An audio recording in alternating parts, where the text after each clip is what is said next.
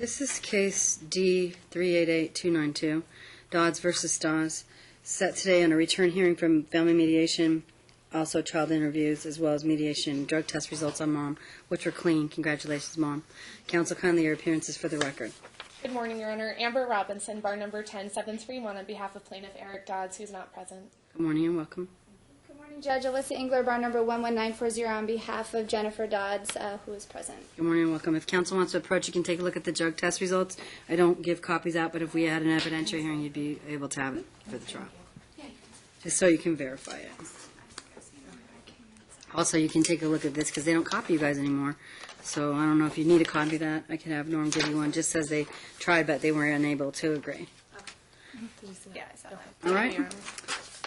The child interview, I read the child interview report.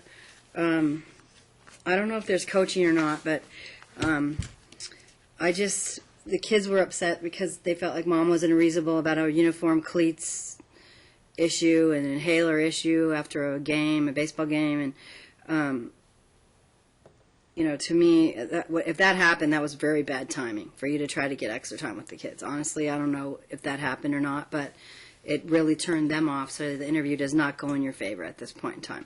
I don't know if I have cause for an evidentiary hearing, Alyssa, but what I was going to suggest is this, and then if you think we have cause, you can give me your offer proof. I'm thinking maybe Mom can have 3 weekends and any 5th weekend, and Dad could have the 4th weekend each month, and then on that week, Mom could have a Wednesday night dinner prior, and or maybe a sleepover, and let Michaela have teenage discretion for how much time. That's my thoughts relative to what I read, relative to the history of the case. And we've actually almost come to a full settlement. I mean, everything's been written out. And they just got to me last night with the minor changes that they wanted to see. And we actually agree with all of their minor changes except one. So you have an agreement? Yeah, it was actually very similar to what you had suggested. Okay, good. So, looks like we're on the same page with that. But All right, good. The one, if I may tell the court, maybe she can just give an opinion.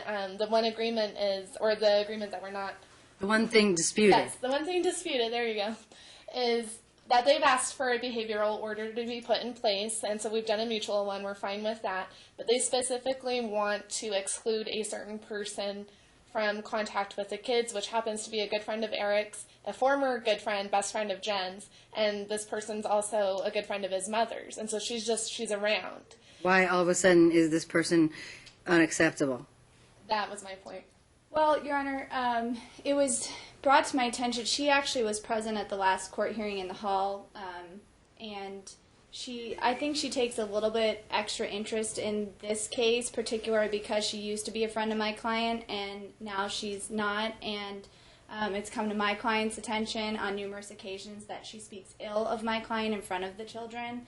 And the behavioral order that's in there says that you will not, talk ill of either parent through friends and whatnot, so it's generally in there. But this particular person, because of the prior relationship, it's a concern to my client. Well, we have an order to prevent that, right? Isn't there a behavior order on file?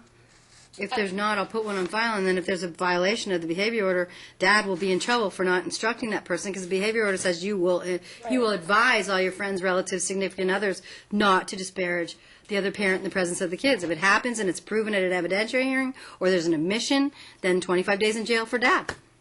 So I think it's sufficient. We would agree to that. I don't think there's a behavioral order in place currently. We'll put one in place right now. But yeah, we're putting one in our standing And let's order. put their email addresses in there so they can communicate by email. I think they have that, Your Honor. I believe that they. Did we do a behavior order already? We didn't.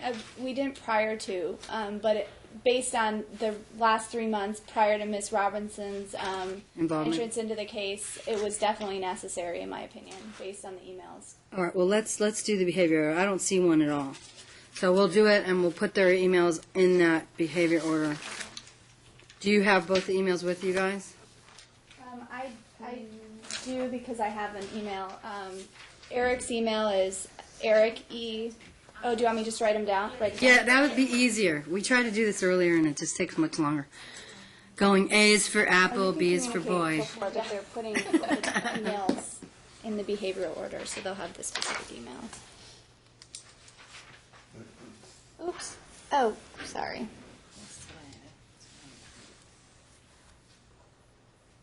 We're almost more than halfway through the year, right?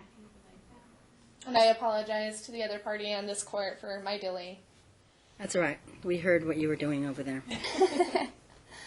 And yours is JLM, that's right. Oh, you're doing both? Can we put in there, I don't know if you guys already agreed to this, but no smoking inside the home or in the presence of the kids? Because there was some complaints about smoking. Okay? Yes. Oh, I don't smoke in the house. So can it just be outside? I mean, if you're smoking in your house, I don't think the kids should be in there anyways. I only smoke outside. Okay, so just outside and not in the presence of the kids. That's just for both their emails. Yeah. All right. But no smoking in-house or in presence of kids. Right. I mean, they need to do it outside. You know, I don't want kids out there with you having the smoke blown on you. They can see you through the window or whatever, but you can't. Right. In the presence of the kids, though, like if I'm out, I can't, and we're. If you're outside somewhere and you're not blowing smoke right by a child, I mean, honestly, it's not that good for kids to have cigarette smoke swirling around them. No, and I don't. And they're hoping you're going to quit, evidently, from this child interview. All I'm saying is just do it at times when the kids are not just hovering around you. And if you're still addicted to it to that extent, you know, maybe you can spread them out a little bit more when they're around. Because it's just on weekends, you know what I mean? I also want something in there regarding the joint legal language, because it's my understanding from the interview that Mom took the child to somebody named Sam who talked to her about the, I mean, honestly, you can't take kids to a counselor or do anything. Was it a therapist? I didn't take.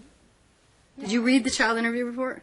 I read it with her. I think what it was is she had a friend over, and I think that's what it was. Just like No, he there was at no the- one over. I just had her talk to someone on the phone because she was really upset, and I couldn't calm her down.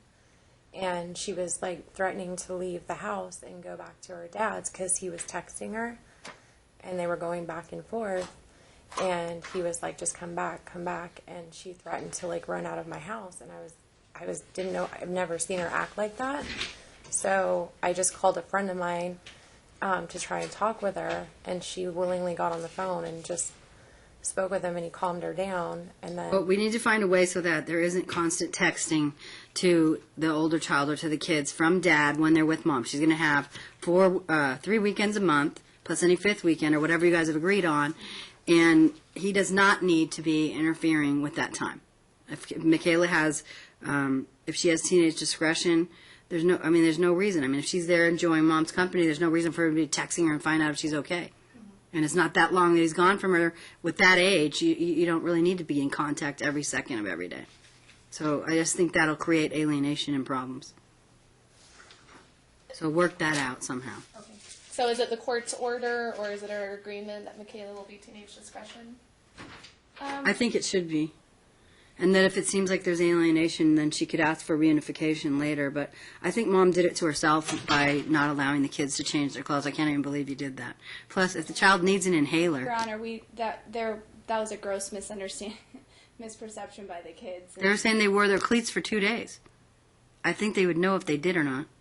I understand that, Your Honor. Part of the problem with that, based on what my client said, was that Dad was not bringing stuff and refused to bring stuff, and it was a whole big misconception, with young kids. So you asked them to bring stuff so that at the end of the game you could take them home. He sent an email to my counsel and myself telling me that he was only going to send them with the clothes on their back, and I had nothing for them because he had held them for me for 3 months. Right. So I didn't have anything for them. That was the first visit after 3 months? Yeah. Okay. I have the emails. That's I part of see. the reason I wanted the behavior order. So when I read that child interview, it was not surprising because that was the event that just happened right when they went in there, and that in a 6-year-old and an 8-year-old, their perception of things are obviously going to be grossly different. I had a different perception of the child interview. I actually thought there was coaching on Dad's side. I think so too. You can There's see that no doubt in my mind. So No doubt. I don't want it to look negatively on my client because I don't think that was an accurate. Well, all I want her to Reflection. know is that if she, she needs to also accommodate them, and she could have said, all right, I'll follow you guys to Dad's house, you go in, change your clothes, get your stuff, and then come. Was he unreasonable for not bringing stuff? Yes. Were you unreasonable for taking him without going and getting their stuff? Yes. Nobody wants to be uncomfortable, you know what I mean? Especially kids. So just try to work things out. Honestly, I think this is hard for Dad, Amber, to let go because he's had custody for a long time, and now Mom's doing better. And I see this in a lot of cases, and you guys have seen it in a lot of cases, where one person steps back up to the plate and wants to be involved, and the other person gets threatened by that. Well, she has a fundamental right to have a relationship with these kids, and she's now clean, and she has a right to do it. And I think that what you're working out is in their best interest. As long as you give Michaela teenage discretion and Dad does not alienate her. Okay? So make sure that's put in there, that he'll encourage her to go, and that if Mom feels Michaela is not going and that there's alienation, she can request reunification counseling. She doesn't have to come here. I'm saying to just put it in there, because honestly, if she's not going to visit Mom, I'm going to be ordering that, and why pay a lot of money to come in and hear me say the same thing that I'm telling you right now? So the parties need to try that if Michaela's not coming to visit Mom. Okay? So can I close this then, because you guys are going to get me in order? Yeah, I think we could safely do that. Although I'm confident that we'll have the order. You know, I just don't like to close it and then have to reopen it. You know. I won't close it until the order is filed. So it'll be closed with the order. Okay. And if you're unable to get an order together because you disagree, then contact my JEA and we'll set an evidentiary hearing. We'll be fine. I just need to add their new stipulations that they wanted from this morning, so we should have something to you in the next couple of days. Okay, very good. Also, if they're going to, I need them to follow all medication instructions as prescribed. I don't know what the inhaler thing is, but the child's like, Mom gave me coffee and cough syrup to open up my lungs. And, is that true?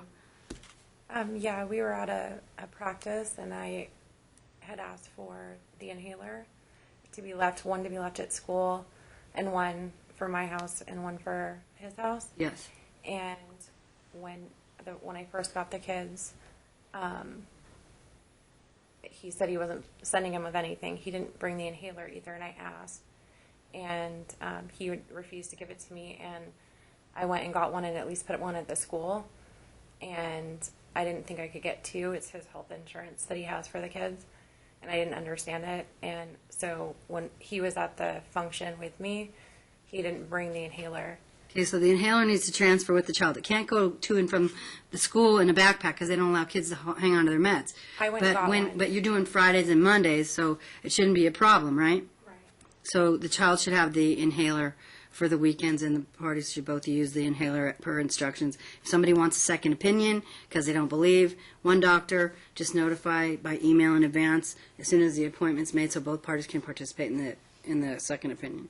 Your Honor, one other thing with regards to the medical issue. With joint legal custody, both parents are allowed to make appointments with doctors and notify the other parents. That's seemed to have been an issue over the last 3 months with Jen trying to make an appointment and letting Eric know, and then him canceling. And so I just want to make it clear in the joint legal custody part of the order that it's clear that as long as they notify the other parents, both parents can be active with regards to the medical Yes. appointments. Right, but she was making the appointments on his time, and so I think that's fine to schedule appointments. Let Eric know on her time, or if there's a need. Then She has weekends, so there's no way that she can really do that. So most people work during the week. So if you're setting the appointment, Mom, make sure you connect with him and find out if that's convenient, if he's got to take him, or email and say, if you can't take him, I'll take him on this day. This is the best appointment we could get. It's 3 more months if we don't take this one. Something like that, that's reasonable. Because your behavior order now has you doing everything by email, everything that they're going to do is going to be in writing and it will be proven. So do it like that unless you have an emergency. And then you can do text or call. Okay? So council work together to get a stipulated parenting plan filed, and if you have trouble, you can contact Lourdes and ask for a hearing date. All right? Thank you, Your Thank Honor. you. Thank you guys for your appearances. Have a good afternoon. Thank you, you too, Your Honor. And congratulations, Mom, on being clean. Very good.